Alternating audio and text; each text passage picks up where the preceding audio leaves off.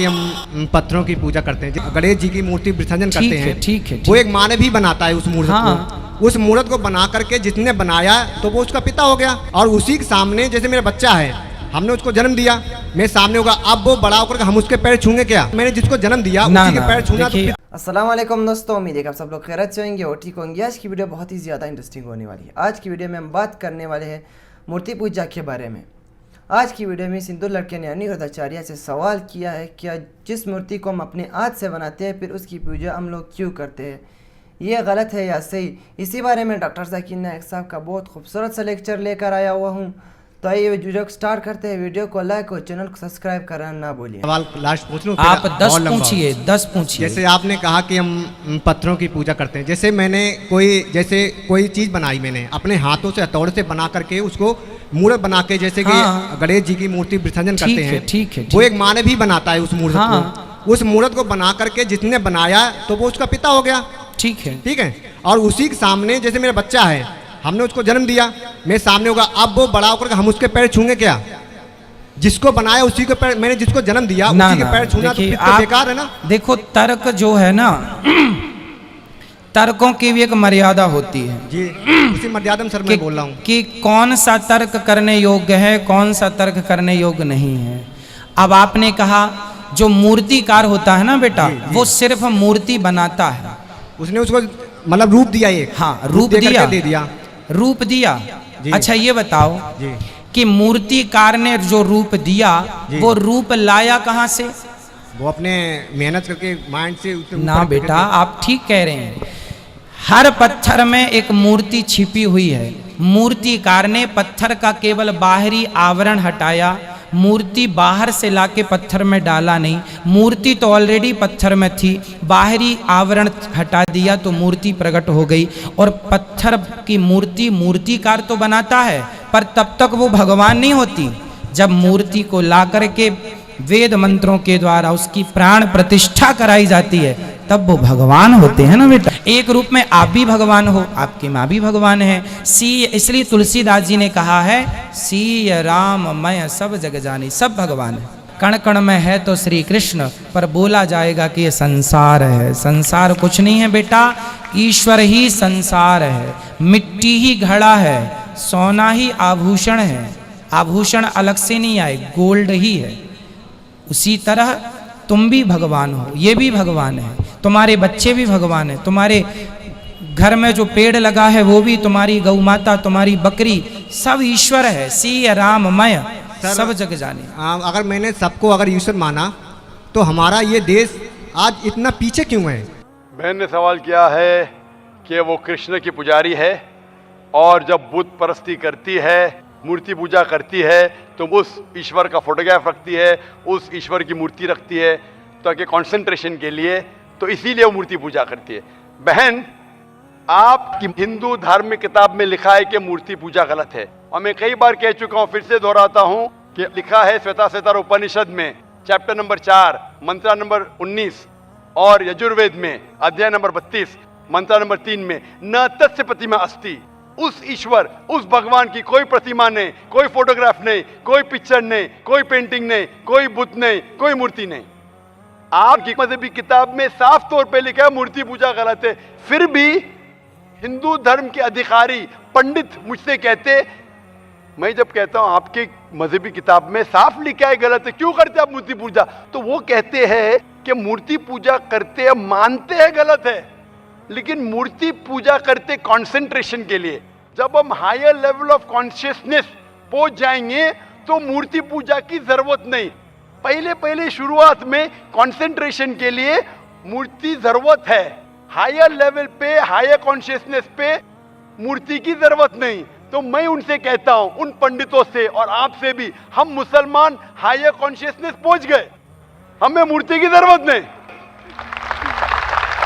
मैं इनसे पूछता हूं कि शुरुआत में कहते हैं कि स्टार्टिंग में जरूरत है, बाद में नहीं।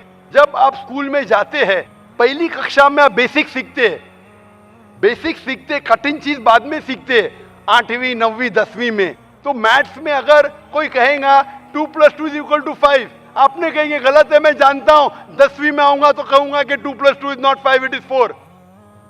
आप बचपन में ही कहेंगे भाई 2+2 इज द फाउंडेशन। अगर हर मजहब का फाउंडेशन है कि भगवान की मूर्ति नहीं है, फोटोग्राफ नहीं है, बुत नहीं है, फाउंडेशन ही जब पहले गलत सिखा रहे तो आगे जाके कैसी इमारत बनेंगी।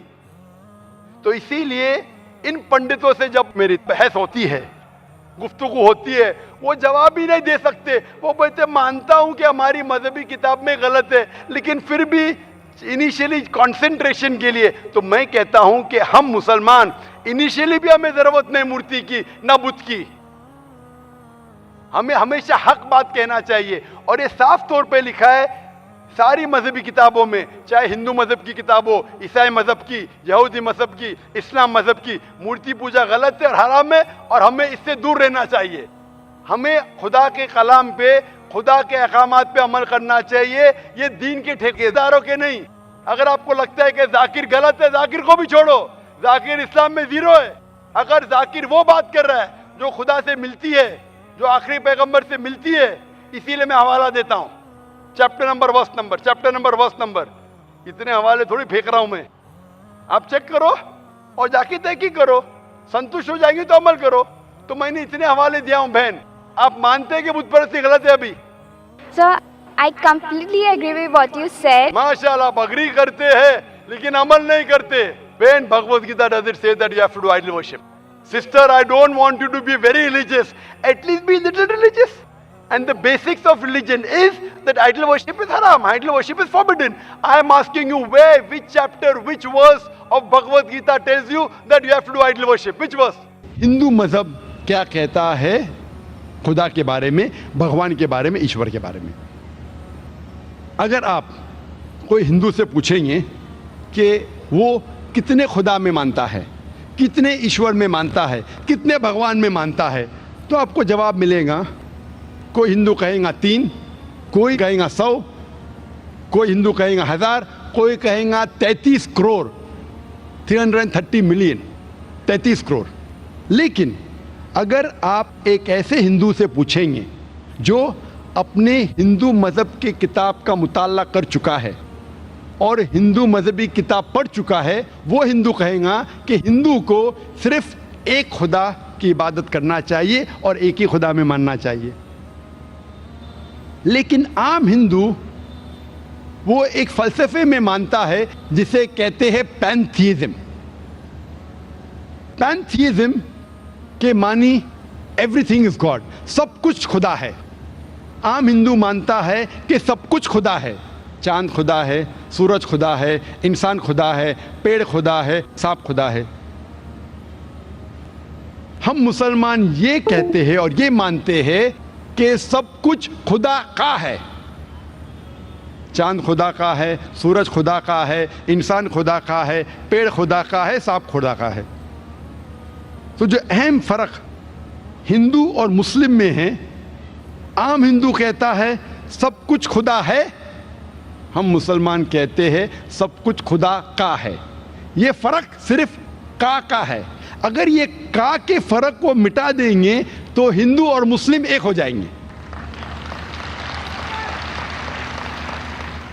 इस फ़र्क को मिटाने के लिए अल्लाह सुब्हानहू तआला फरमाते हैं सूरह इमरान में, सूरह नंबर 3 आयत नंबर 64 में, कुल या अहल किताब, कहो अहले किताब से, तालो इला कलिमतिन सवाइम बैना बैनकुम, आओ हम उस बात की तरफ जो आप और हम में यकसा है। सबसे पहली बात अल्लाह नाबुदा इल्लल्लाह, कि हम सिर्फ एक खुदा की इबादत करें। वला नुश्रिका बिही शैय्यन, कि हम आपस में किसी को शरीक ना करें। वला नुश्रिका बिही शैय्यन वला यत्तखिज़ बादुन बादन अरबाबन मिन दुनिल्लाह, कि हम आपस में किसी को रब ना बनाएं। फ़इन तवल्लौ फ़क़ुलू अशहदु बिअन्ना मुस्लिमून, और अगर वो कहना नहीं माने तो आप शहादत दो कि हम मुस्लिम हैं और हम अल्लाह सुब्हानहू तआला की इबादत करते हैं। तो दोस्तों यार हमारी आज की वीडियो, उम्मीद है कि आप लोगों को आज की वीडियो पसंद आएगी और देखने के लिए कुछ मिला होगा। आज की वीडियो बहुत ही ज़्यादा इन्फॉर्मेटिव वीडियो थी। आपने देखा होगा जो लड़के ने अनिरुद्धाचार्य से सवाल किया कि जिस मूर्ति को हम लोग अपने हाथ से बनाते हैं फिर उसकी पूजा हम लोग क्यों करते हैं, तो इसलिए हम लोगों ने खुद इसको अपने हाथ से बनाया हुआ है। तो इसी बारे में डॉक्टर जाकिर नायक का बहुत खूबसूरत सा लेक्चर था। तो उम्मीद है आज की वीडियो आप लोगों को पसंद आएगी। तो दोस्तों इस तरह मज़ीद वीडियोस देखने के लिए हमारे चैनल को सब्सक्राइब करें, वीडियो को ज़रूर लाइक करें। फिर मिलते हैं नेक्स्ट वीडियो में, तब तक के लिए अल्लाह हाफिज़।